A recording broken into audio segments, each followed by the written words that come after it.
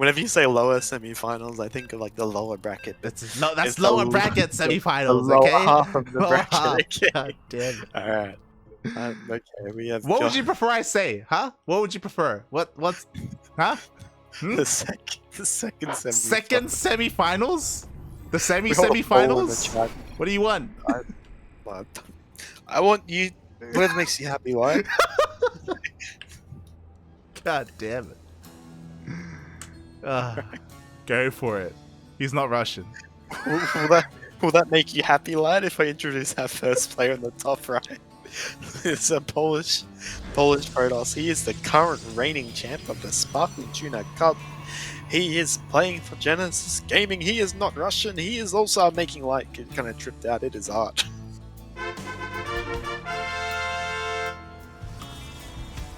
And spawning in the bottom left-hand corner of 2000 Atmospheres LE, we have the South Korean Protoss player. He just took down a Zerg, and now he's up against a Protoss. It is Chance.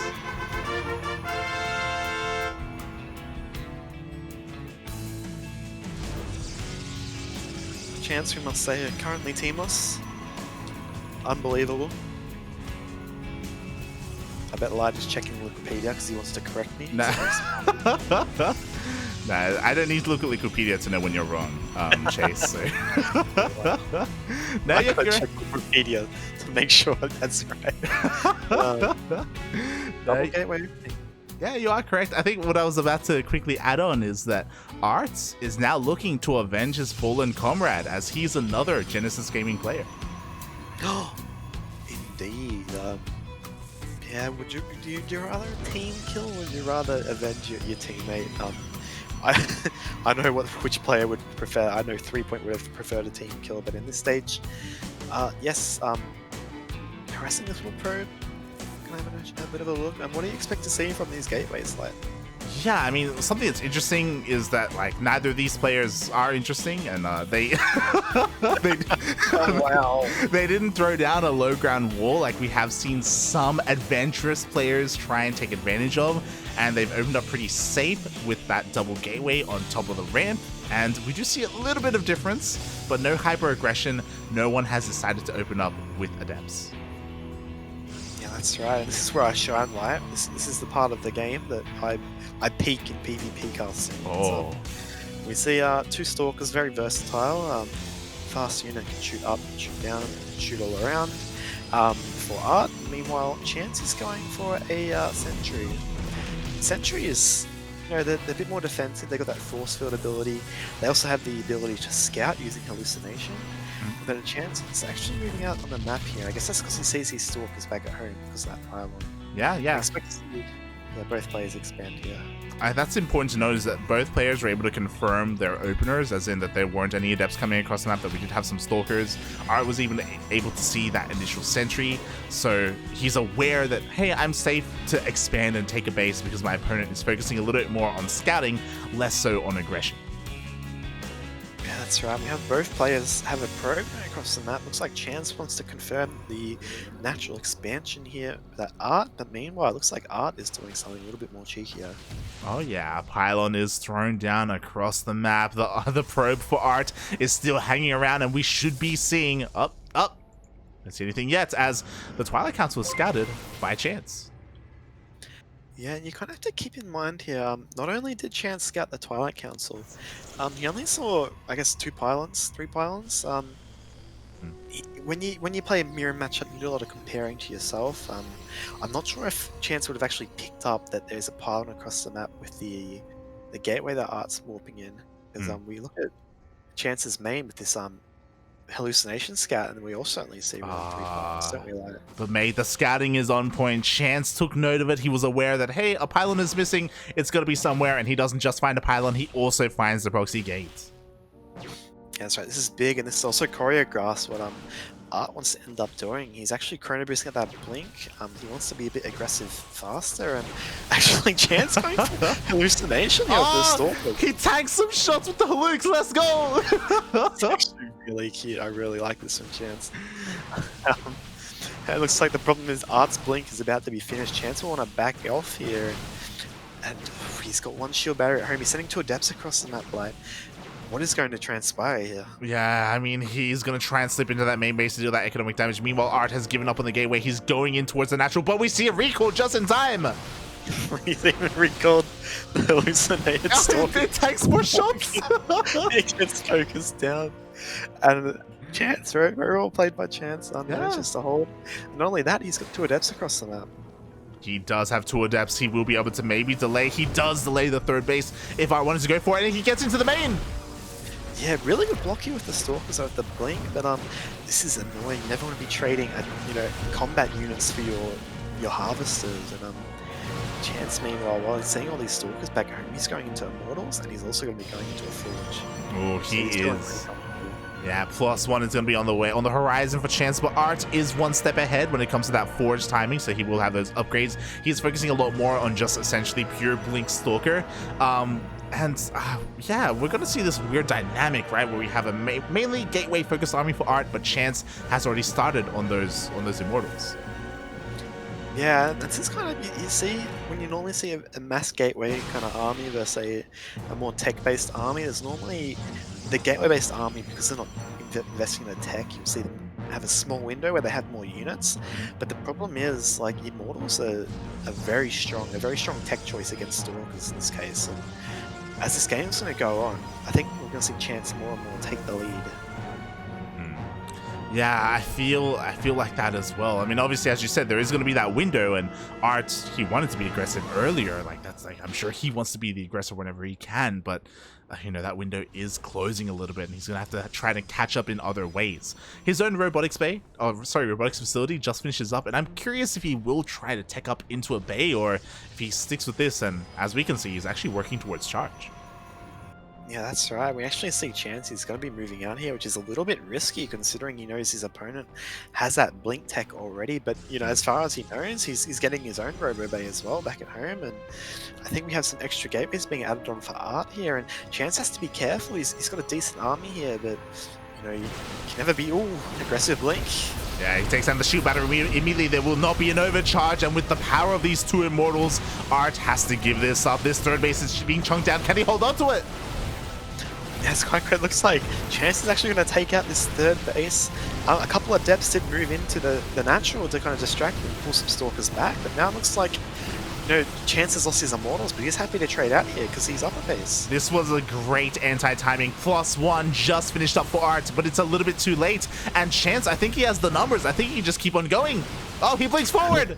Yeah, he's being very aggressive, and it looks like ArT is going to GG, and just like that, Chance, I was skeptical with that push, but Chance just, he pushes before the extra gateways finish, and he kind of pulls some Stalkers back with the adepts in the natural. It was very well executed attack there by Chance. That was a very close timing. That was very close. As we saw, as the fight was ending, that's when the upgrades for ArT were kicking in. That's when additional gateways were kicking in. If he had waited longer, there would have been, I think that was the second shield battery that was about to finish up as well at that third base.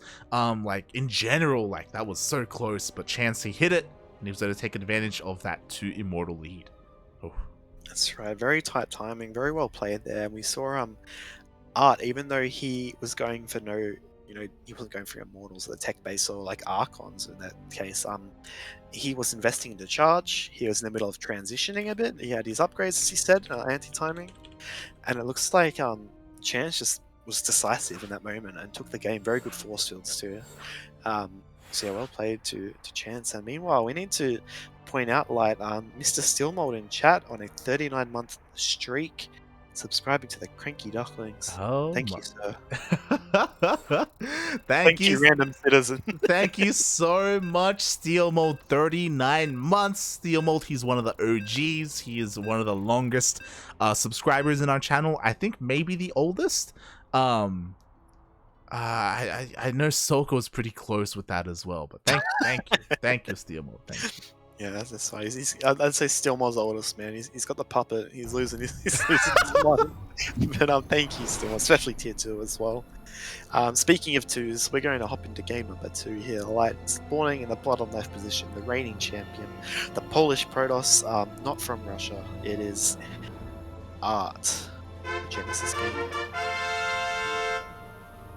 And spawning in the top right-hand corner of Hardwire LE, we have the South Korean Protoss player currently leading this series 1-0 and only needs one more to move on to the grand finals. It is Chance. Whack. I might have to point out, like, for the people who weren't here last week, the reason I say the Polish Protoss, not Russian Protoss, is because I did call ArT Russian last week.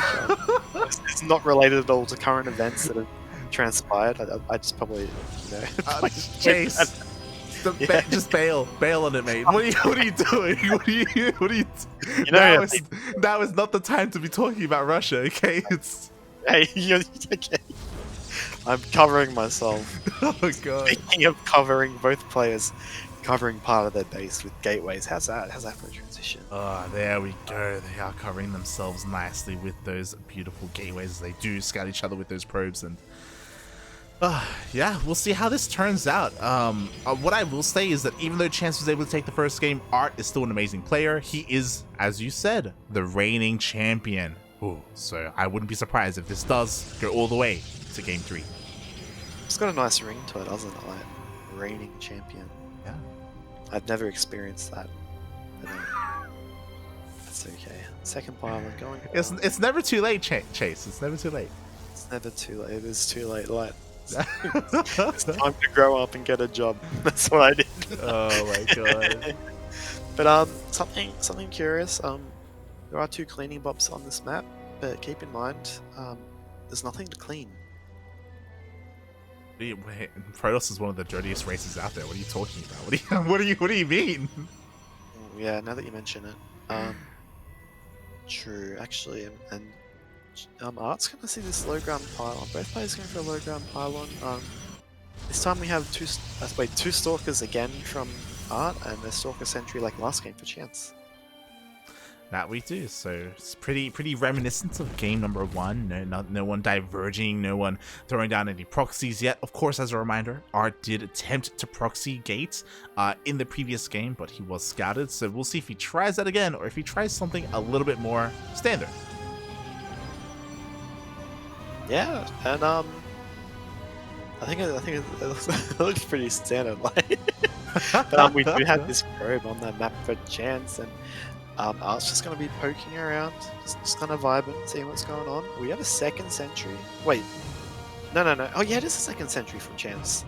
And a sentry for ArT as well. I'm sorry, I don't know. What are you saying right now? What are you? I thought more stalkers win, right? Shield battery for Chance. Meanwhile, ArT slightly more economic, more risky, going for no shield battery. Yeah, that he is, as ArT already has a bit of a lead when it comes to that blink timing, but Chance sees everything with his hallucination. So again, he's focusing a lot more on scouting, on knowledge, on intelligence, and we'll see what he does with that, because we saw that he threw down a proxy pylon, but he didn't do anything with it. He just has it out there just to throw ArT off once he does get to counting pylons. Yeah, we do have to keep in mind, kind of last game, ArT did proxy something, and Chance is actually going to warp in a couple of adepts here.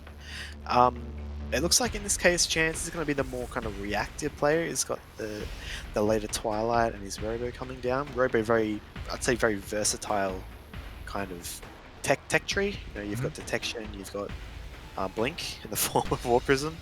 Yeah.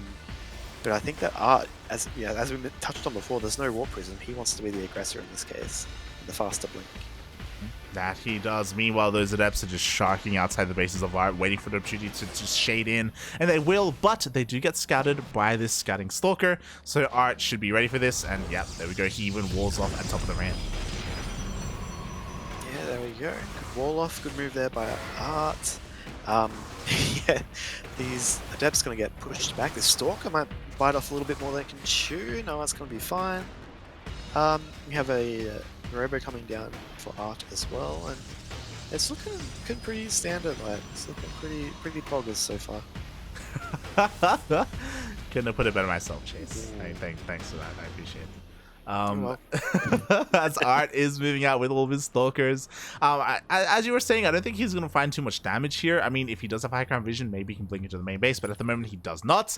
He does meet a wall of stalkers and shield battery and even an overcharge.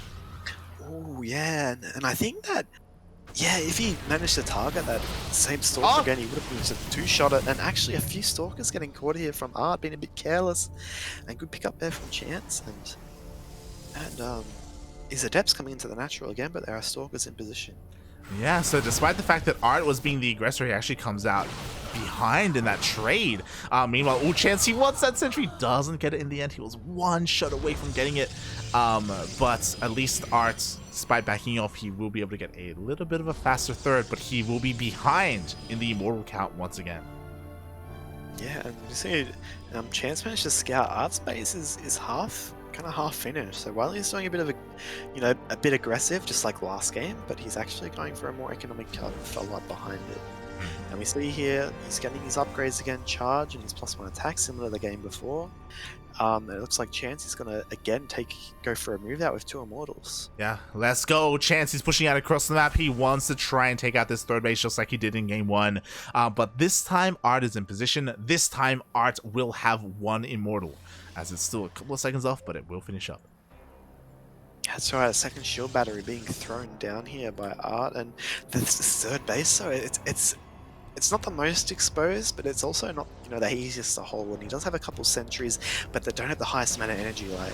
Yeah, exactly. How good are the force fields going to be? How good is the blink micro going to be, as overcharge is already popped, as ArT is trying to push this away, but the war prism is about to rock up. Yeah, the super battery here being super effective, but Chance, he's gonna have to commit. He hasn't taken his third base yet. It looks like he wants to be aggressive and use this immortal advantage, but as we say that, like, second immortal just popped right now. Oh, but you know what? It could be a little bit exposed. It's caught in between the third and the natural. It's looking all alone. Up. He gets it. Chance manages to grab both immortals. ArT's gonna blink on top, manages to, no, not quite. He gets 1 immortal there. And it looks like he's going to finally get the second one, but I think he took too long, and I think Chance has just got an advantage here. Like. Yeah, it's one of those things where we traded immortals for immortals, but Chance just traded a little bit better there in the end. Boys are being pulled. ArT was being too focused on his economy. He has such a worker lead, but he doesn't have a stalker lead, and that is what matters. And that's it. And ArT was looking really good in this game. Yeah, and it just like that, a couple of blinks, it fell apart. GG. Chance will take 2-0 against ArT, the reigning champion. GG, there's just something about Chance and these pushes in both games. Despite ArT being a little bit better prepared, he had 4 shield batteries set up, 2 at his third, 2 at his natural. He even had 2 immortals on the way, but he was caught a little bit out of position. His army wasn't where it needed to be. Loses his 2 immortals for free. That's it, mate. That's game. That's the way the cookie crumbles, isn't it? It was looking really good for, he held the initial push, and then Chance still didn't have that third base, and he just came from a different angle, caught the first immortal with a couple of force fields. I guess ArT wasn't expecting attack from that avenue, and then the second one, and it just, yeah, oh, damn, damn, what a game. Yeah, a game of immortals. Chance, he knows what he wants out of a PvP, and again, like two immortal push. exactly. He just finds success with it anyway. I mean, I feel like ArT had the correct tools to defend there, but again, he just didn't have everything where he needed it to be, unfortunately. I assume he wasn't expecting Chance to rotate around to the left hand side the way he did, and to come at that angle. So a little bit unfortunate, ArT, he had a little bit of lacking information there, and he was punished for it. Like, if it wasn't for that, like, he was in such a good lead when it came to his third base, his upgrades, his drone count, like, all of that. And that's the risk when you take your third base, so right, you have to spread your units out. There's more risk when they're, especially against Blink, which is so versatile and so easy to maneuver with. So again, by Chance, not as decisive, I'd say, as the first game, but still a very strong build. And taking out ArT, I think Chance would be proud of that, because ArT is a very solid Protoss player. Oh yeah, especially because we briefly mentioned it, but Chance, he got knocked out in the semifinals last week. Like, he didn't make it to the finals.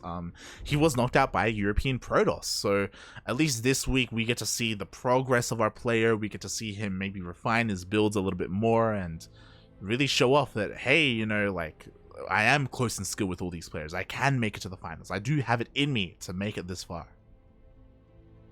Yeah, and it's not the easiest bracket, right? Like he's definitely earned a chance. It's not just taking out ArT; he's taking out 3 point. Also, Hon Mono is another I think 5.5k player, 5.4k solid player. So it's good to see these players who chance we know he's still teamless, but good to see him grinding and hopefully when they get results like this, you know, heads start to turn and faces start to kind of look at these players. Maybe he can pick up a good team. So.